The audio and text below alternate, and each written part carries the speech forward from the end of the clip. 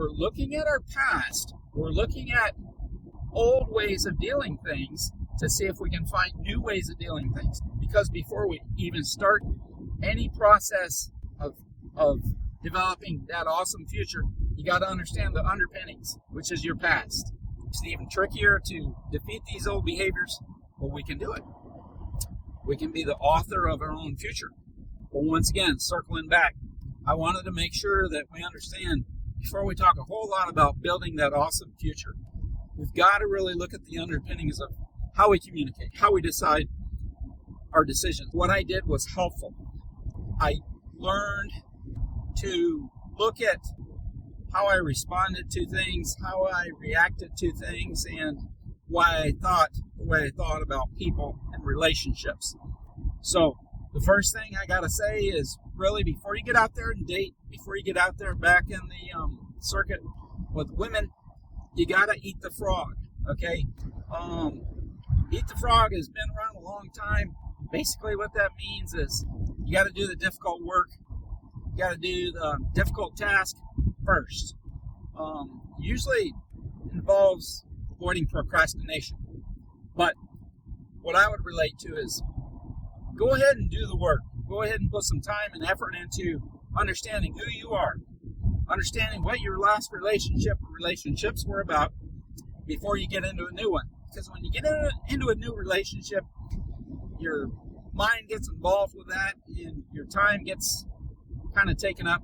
So really, you want to build yourself better now while you're single. Sometimes it's good to do while you're still a little bit raw from that broken relationship. But I definitely say what eat the frog means involving some journaling. With journaling, you're going to take 5-10 minutes to write 2 to 3 pages. You're not writing down anything that anyone's going to see. You're writing down basically what comes to mind. Try to keep it focused on relationship, keep it focused on your life, keep it focused on the positives, but also write down your challenges. In doing so, you will start to see cycles of behavior, repeated behavior. Also, besides journaling, try to journal as much as you can, every day at least, once a day. Besides journaling, you may consider getting a therapist, or a counselor, or a church pastor, or I don't know, not all friends are going to give you great advice. But the point is you're getting someone to talk to that you can relate to and who can listen to you. The important thing is to do this sooner than later, because getting in a new relationship clouds things, occupies your time and your thoughts. Before you know it, you've created a distance from that last relationship that you need to heal from. Sometimes we're not only healing from our past relationship with our spouse, but we're also healing from our childhood. Some people have had neglect in their childhood. Some people have had abuse. Some people have had emotional, physical abuse. Some people didn't have enough nutrition, clothing, lived in poverty, or their parents were workaholics or druggies or alcoholics. All of these things can affect you as an adult, because what it does is it affects how you respond to stress. It affects how you respond to financial stress. It affects your own work ethic, and also it affects your relationships. Case in point is, if you have parents who were neglectful as a kid, you shame yourself and blame yourself unknowingly because your parents weren't able to give you the needs you had. When you shame and blame yourself, you get in an old track of doing that. You even do that as an adult.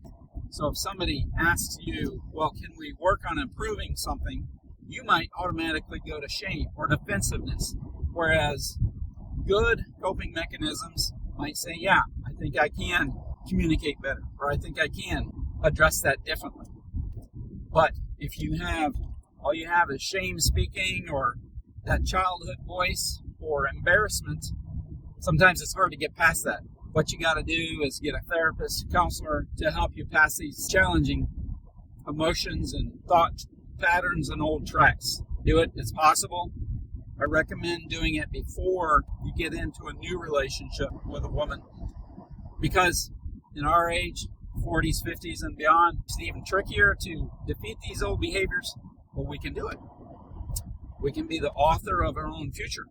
But once again, circling back, I wanted to make sure that we understand, before we talk a whole lot about building that awesome future, we've got to really look at the underpinnings of how we communicate, how we decide our decisions, basic relationship conversations, how we converse in our relationships. I did counseling, not embarrassed to say I did therapy. I did a ton of journaling. I did a ton of walking, which helped me to process what was going on in my head.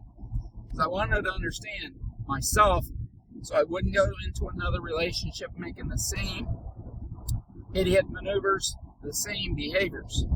Now, relationships are a two-sided street. You're not going to blame yourself for everything coming and going. Yes, arguments can get heated because of both parties. But let's circle back to what we're doing here. We're looking at our past. We're looking at old ways of dealing things to see if we can find new ways of dealing things. Because before we even start any process of developing that awesome future, you got to understand the underpinnings, which is your past.